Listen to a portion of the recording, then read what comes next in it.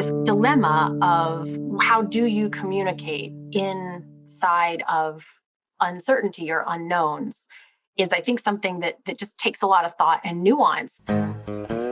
Business is messy and unpredictable. Sometimes lonely. So lonely. So lonely. And inspiration can often come from really weird places. We pick up where the bullet point blogs and the highlight reels leave off. We start with the stories. So here's my story. I think, as I've mentioned before, my son's 18, senior year in high school. He's applying to colleges.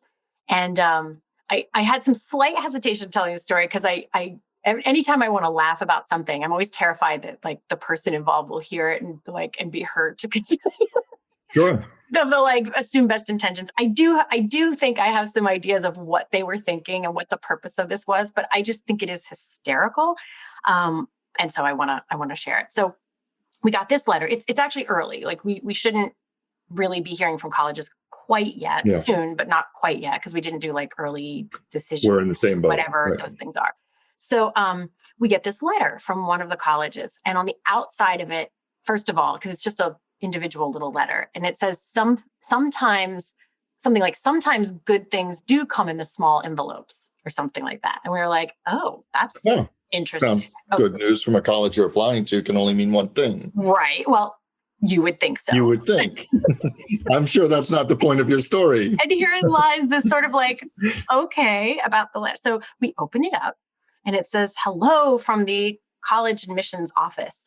We hope this letter finds you and your family well. There's blah, blah, blah, da, da, da, da. We want to take this opportunity to provide you an update on your application.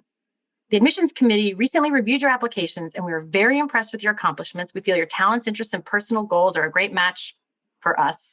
And we look forward to what you would add to our campus community. Although college has not begun sending out official letters of acceptance until February, we want to let you know a favorable response from the admissions committee is likely. Admissions decisions will be released online, blah, blah, blah, blah, blah. It goes on with updates or whatever. And so we all look at each other. We're like, okay.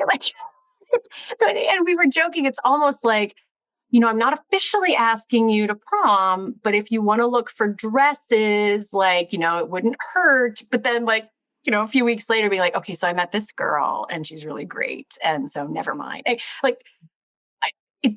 obvious. I think what they're trying to do is just, assuage some anxiety. There's a lot of anxiety in college application people, as you know, because everything's so weird and whatever. Yes. And so I am assuming best intentions and that they just wanted to be like, hey, it's not official, but we really like you.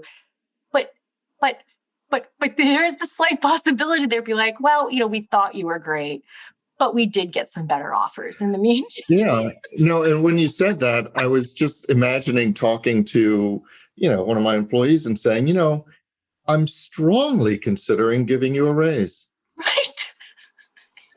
And I think it's likely that you'll see a raise in March. It's and likely. Then March 31st, they're like, you remember that conversation? I'm like, yeah, I didn't commit to anything. It's likely. I just thought it was likely, and it was, but no. Right. And that's why I wanted to bring it up, because I have such mixed feelings about it. Because on the one hand, I've been throughout all of this uncertainty in COVID and whatnot, I'm often a big proponent of share what you do know, especially early on, where people imagined that the work from home thing was only going to be a few weeks or something. And people were constantly saying okay, maybe we'll be back July 1st and then September 1st. And we got to give people an answer. And I've often said, well, you don't have to give them an answer. You can even just say, we're not sure. We think it's, it won't be any earlier than this, but it may be later. And we don't know. I think we even did an episode on that. It's okay to not know. And it's okay to communicate that you don't know. And so I still believe that. And yet something about this, which could be described that way, but feels very different. No, it depends on the stakes, because I think there's a spectrum. If I said to Nikki, look, I'm coming home. If I have time, I'm going to swing by Starbucks and I'll pick us up something. Right. And if I don't have time, she may be disappointed, but it's like, okay, he didn't have time.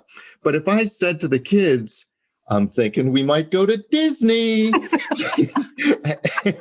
you know. Or actually, to keep it within that same example, if you said on my way home, I'll stop and get fill in the blank with whatever you needed for dinner that evening. Yeah. And then you don't, well, then you have to like figure out what to do for dinner, which, isn't that high stakes, but still like it's more than I'll get It's more, but the stakes get raised. Okay. So if you stick with that, but go incrementally, if I'm saying Starbucks or I'm saying, I'll pick up your insulin. I'll pick up dinner.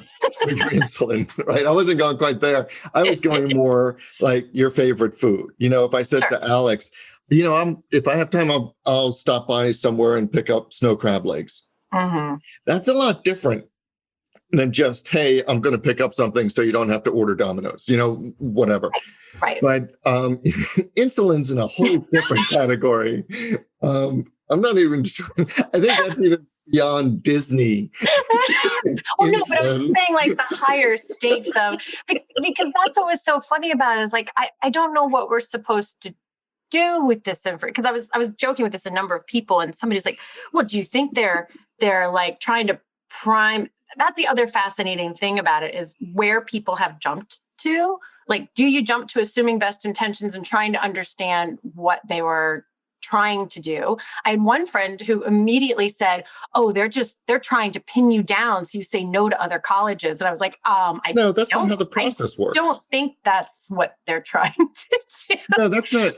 I don't see that. I think that they're really trying to communicate. They're trying to, because it's, it kind of reminds me in the legal world. If you send in an application for a trademark, you'll get a postcard from the U.S. Patent and Trademark Office that says, hey, we received your application. You won't hear from us for 6 months. Don't bother calling. Right. They just actually helpful. Which is helpful. They just set it up. But colleges, they spend a lot of time and effort trying to cultivate interest, trying to talk about the University of blank family, right? Mm-hmm. It's all what you bring to the campus, and we treasure this. So in keeping with that kind of mindset, it probably goes against their grain to just not say it. You've said, hey, would you like to go to prom? You've submitted your application, and they're like, I'm not going to talk to you for about 3, 4, 5, 6 months. Absolutely. It could be as simple as they've decided. I mean, we've oh, you know what? It reminds me a tiny bit of that episode we did where I referenced that study about mapping out the client experience. And so that you could really feel what they were talking about, they used a high stakes thing, which was like diagnosis and treatment of cancer.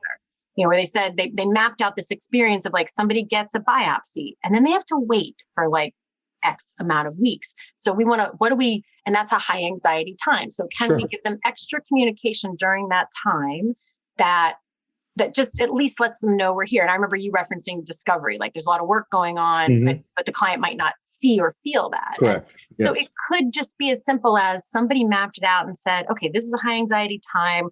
Let's just think of things to send them. And that's a place where if we're pretty confident that, I would have to assume that they only send that letter to people that they have decided they will.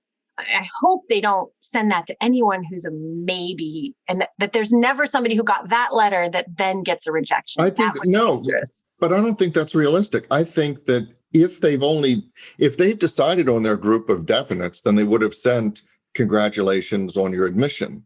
So I think that.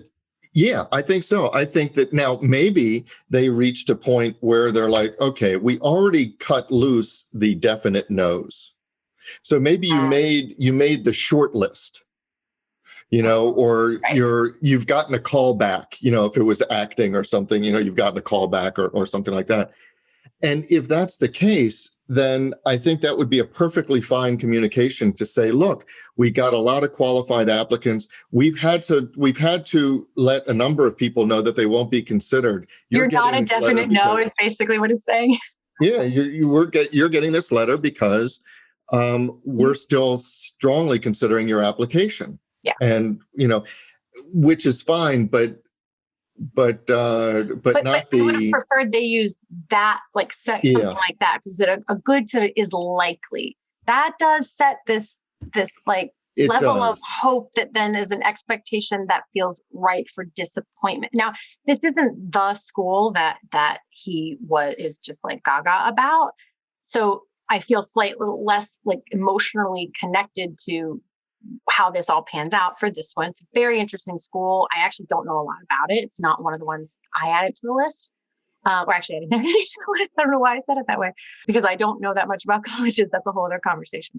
But if this was the school that has his heart invested in, and they sent this is like, hey, this is likely, and then it turns out not, I would be a little more bummed that expectation was like, although it's a good life lesson, about. But look at Your heart. look at it in other industries, though. If which I know you have, buying a house, for example, one of the best things, particularly in a strong real estate market, if you're a prospective buyer, you go to the bank and you get quote unquote pre-approved. Or even in business, you get a loan commitment. So I have clients that are doing acquisitions, and they'll go to their bank, they'll talk about it, they'll get this commitment letter. But if banking, a commitment letter is not necessarily a commitment letter, or a pre-approval is not necessarily pre-approval. What they say is, we'll do this loan if everything else looks good. So you can get your pre-approval letter and not get the loan. And it's kind of set up in that context because you know how the process works, and you know that there's still a lot of due diligence, and you still have to satisfy everything. So you're not like going out and cashing that loan check the day after you get your pre-approval letter. Yeah. And so I think that it does come down to something we've talked about so many times, which is managing expectations. And I think that letter from a college, particularly to their audience, which is, 18-year-olds and really hopeful parents who are all tied up in the next great big chapter of their child's life. And playing with those expectations is just a dangerous thing to do. Yeah, and that's the funny thing. Like, I can't decide how I feel about it. I think there's something about it that I really like, which is just an update, so you're not wondering. And it's an honest update. They didn't overblow it. They didn't underblow it. They just said, like, it's looking likely. That is what's true right now. And so I wouldn't want them to pretend otherwise. And I actually wouldn't even want them to hedge their bets to, I get bristly when people make choices like, well, I don't want to let her know it's likely because I don't want her to be disappointed. I'm like, you don't get to decide for me. Like, tell me and I'll manage my expectations, whatever. So part of me really likes it. And then part of me, I think what was interesting for me is what we were left with is like, I don't know what to do with this. Like, where do I file this in my head? It's not again, it feels very different because of which college it is. If this was the one that he was super invested in, I would really be trying to figure out what do we do with this in our heads? Does this now raise the grain on his hope that is where it will go? And if so, that is a whole other conversation, life lesson of that I think is a big choice in every human's life of how they want to play the games of their expectations. Because I think some people, and I go back and forth on this, some people restrict what they invest their heart and hope in because they don't want to risk the fall if it doesn't work out. Yeah. And some people go all in regardless because the highs are worth the lows. And that's a big decision about how you show up in the world. And so that would be an interesting conversation with my son if that were the case. Like you could say, don't get your hopes up, or you could say, get your hopes up, because this could be really, really exciting. And if it doesn't work out, that's just a different conversation. But a lot of times, I was just thinking, as you were talking about that, I was thinking that a lot of what I do, certainly on the litigation side, is called upon to manage expectations, because I have clients who will routinely ask me, do you think we'll win? It's a completely logical question. Right? I'm not the judge, so I can't guarantee a win. And sometimes, it's rare that you have a slam dunk case anyway, that something's 100 on one side and 0 on the other. But my first go-to, it's not the end of the conversation, but the beginning of the conversation, is to tell them that if I didn't think they had a good case, assuming that we're on the plaintiff side, not the defendant, where it's not elective surgery, but if they didn't have a good case, then I wouldn't take it. I would have strongly recommended against their moving forward. And if they're on the defendant's side and they really have a horrible case, then we would have had a lot of conversations on maybe how not to go to trial if we have an option to make a reasonable business decision otherwise. But so I'll go to the negative first, to say, just like the college, I'll say, look, if you weren't a fit, you would have gotten a rejection letter. So I'd shave off that. So I think you have a real shot, and then we'd go into here are the ins and outs, and here's where you might win, where you might not. But the clients often, not always, it's kind of interesting when they do, they'll say, okay, but give me a percentage.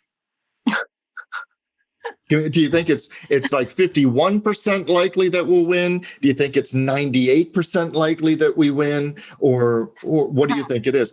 And some clients take real comfort in that. Even if you said, I think it's 71%, they're like, okay, now I can calibrate. I think it's, it's good to move forward, but I can kind of calibrate that there is certainly a non-zero chance that we're not going to win. I'm fine with that. I just wanted to know where you were.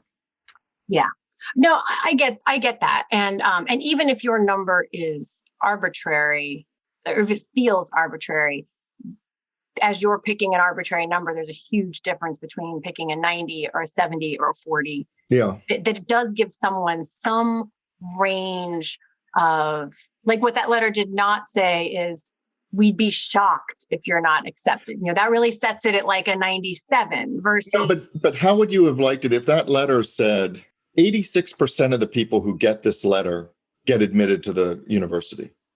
Oh, that actually feels far more clear. Like it is clear, but would you still be like, okay, but it's getting my hopes, because 86% is pretty good. So now, would you still? I a little bit more know where to file it. Actually, it probably goes exactly to what you just said with your example with your clients, is that it gives me a frame of reference that, it just narrows down.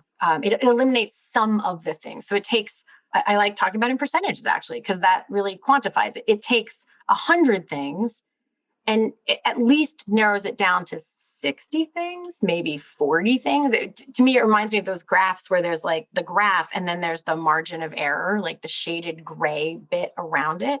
And knowing there's a sizable margin of error, it still helps to have the dot that then has a margin of error, because that if that dot is at 20% with the margin of error, it's like, that dot is at 80%, even with the margin of error, it feels different than the 20% does. Well, and we started out, it was funny because I thought it was one of the funniest things when you said insulin. We were talking about insulin but in all seriousness, when you get down to life and death issues, I hear, fortunately, I haven't been part of these conversations, but I've certainly heard in conversations with oncologists, when you have that diagnosis, and one of the first questions that I understand that people want to know is, what's my prognosis in terms of percentage? Yeah. And so if you know that, hey, we caught it early, so you've got this, and there's a 90%, I don't know what the term is, whether it's remission or success or cure rate or whatever, I'd want to know. I'd also want to know if there's a 14%. Yeah. I have a quite tragic story about that. Actually, my uncle, who ultimately did pass from stomach cancer, when he went into surgery for what they thought, they had him do chemo to shrink the tumors. And when he went into surgery to remove the tumor, his doctor, his oncology surgeon, said something to him that I am just shocked that anyone involved in oncology at all would ever say. And that was, all right, Mr. Turner, like when I see you again, he said something like, you're going to be cancer free, or something. Like, he said something very definitive, like this, not even like this should do it. It wasn't is highly likely. Like, he said something very definitive, because my parents called me while my uncle's in surgery and they're like, this is it, like, blah, blah, blah. This is happening. The oncologist said X.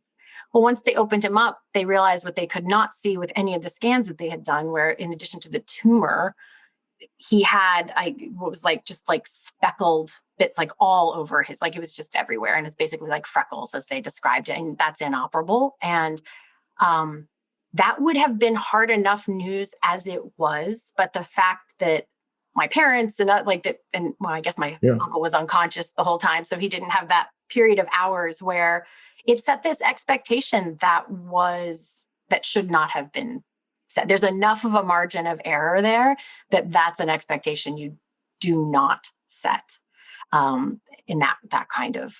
Right. So, and that's obviously what we're talking about is a scenario on the extreme end. It's literally life and death. But the point is that even though college is not life and death, it's still a major, major stepping stone. And it's of major importance to that particular audience. And so you still go back to that spectrum that we were talking about, is whether I'm going to stop off at Starbucks and get Nick a peppermint latte, is that life and death? Most days, no. Right.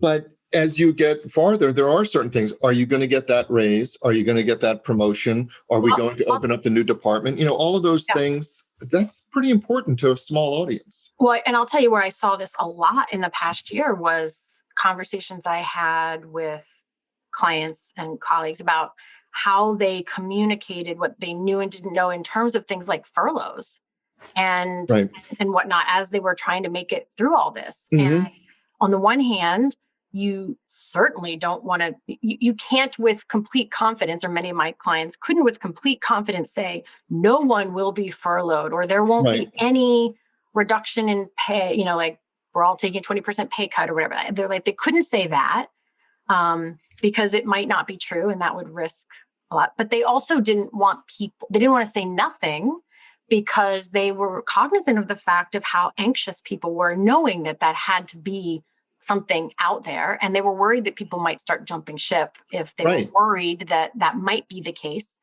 And so I had a number of conversations with people about how several hand-wringing conversations about how best to accurately, honestly, to what degree of detail to communicate those things to people so that they would be able to just set some amount of, whether there's a big difference in saying, hey, things aren't great, but here are the 10 things I'm doing. As long as 6 of them work out, we're fine. Or even if 2 of them work out, then I don't foresee there being a problem unless something else happens we're not sure about, versus saying, yeah, there's a lot of uncertainty out there, but we have this much of a runway. And I'm, unless something really super unexpected happens, we're fine. Just sharing what you do know in a way that is at least a little bit helpful to people. Well, yeah, I mean, you have to answer the question that is on people's minds. So, you're in this pandemic economy, and I know that everybody who worked for me and my clients, all of their employees are wondering, are we going to be okay? Yeah. So just not addressing it at all is allowing them to fill in the vacuum with their own fears. Yeah. But at the same time, guaranteeing victory, outside of Joe Namath and Super Bowl III is really not an advisable thing to do. Right. But yeah, I think that you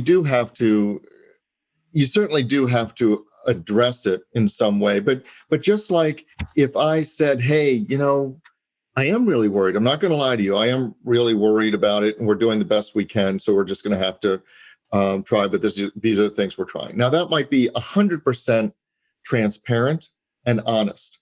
But I don't want people to jump ship to others that are guaranteeing, just like on the college letter. And I initially laughed at your friend's reaction to it.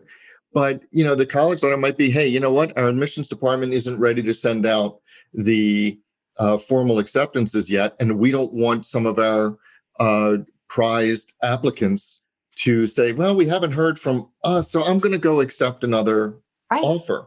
So we're going to send out these interim things because they don't want that vacuum filled in with, I guess the university doesn't care about me, or whatever the fear is. Right. And I don't know if universities do this, so this might be a misguess, but on the off chance that there are any universities that try to send out letters early and then have any kind of and if you sign up in the next 3 days, you get blah, blah, blah. I don't think they do that. But wait, there's more.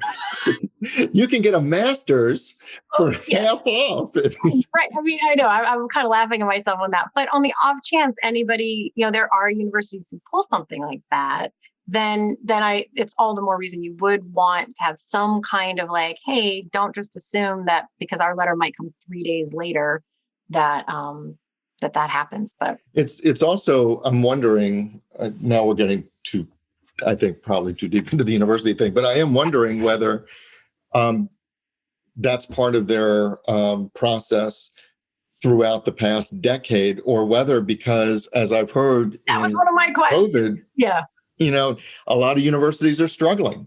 They had to close down. People withdrew. And there's uncertainty as to whether people will come back to campus for fall semester. I hope they do, but yeah. So now they're in a competitive environment that they hadn't been in before. I would love, and there's no way to find out, but I would just love to know whether this is something they've been doing forever. It was one of my questions, like, do they always do this, or is this a very particular thing they're adding in? I've wondered about a lot of that, because we've, like, the hardcore press that we've gotten from some of these colleges has been really interesting. And just to be clear, like we're not one of those families that has that college application that's been groomed since preschool with like all the things. And I mean, my son is a fantastic human. I'm like, he's wonderful. And like the attention that we've been getting, a tiny bit of me is like, Well, I think that maybe because this isn't his first choice, I think maybe Turner sends a letter to them saying, I appreciate your correspondence. I am strongly considering other universities. So if I don't hear from you by, March 28th, I might have to explore my other options. I hope that doesn't prove necessary. Love, Turner. See what happens. Just push back. Yeah. No, but I do think that what appealed to me about this topic is just this awareness of how almost nothing has the words certainty and uncertainty have been played almost as much as unprecedented and pivot and all those other kinds of words. They're getting a little tired, but there's just not a lot of certainty anywhere. And so this dilemma of how do you communicate inside of uncertainty or unknowns is, I think, something that just takes a lot of thought and nuance. And I part of the reason I wanted to bring it up is because it did make my brain work completely differently than the last time we talked about how you communicate in uncertainty. And it just really cracks open the fact that for all of these things, there's never one answer. It all depends. And that's why it's hard. You can't just take, as we've said from the very beginning, the whole reason we started this podcast, like bullet point blogs of the 3 things every successful company does or whatever, they didn't apply when we started it, and they sure don't apply now that the world's upside down. No, they don't. And I do go back to the spectrum of importance and how you're playing with people's lives. And I'll never forget when I was elected managing partner of a firm back in the 90s, the first thing that one of the other partners said to me was, look, you can do whatever you want, but don't mess with people's money. That was his point, because he had, as I learned later, 50 people relying on his income, in the community, whatever. And there are certain things you have that don't mess with line where you really have to tread carefully between building false expectations and the problem of allowing them to build false expectations in a vacuum. So that's our story. But the discussion doesn't have to end here. No, it does not. In fact, we don't want it to. No, we don't. That is why we actually have our private Facebook group, which we started to make sure that we could get your comments, your rants, your thoughts, your stories. You can find links to that group, as well as show notes and links to subscribe via email, and how to find us just about anywhere you can possibly find podcasts at sohere'smystory.com. And you can also find us on Facebook and Twitter at SHMS Podcast. And since we know it takes a village, Yes, it does. we'd like to thank our village, our super talented, incredibly patient team. And occasionally snarky team. Yeah, but in the best of ways. In the best of Lovingly ways. Snarky. Yes. Good mockery. So a huge shout out to the people who actually help us produce our show. First, our sound engineer, Tom Hansen.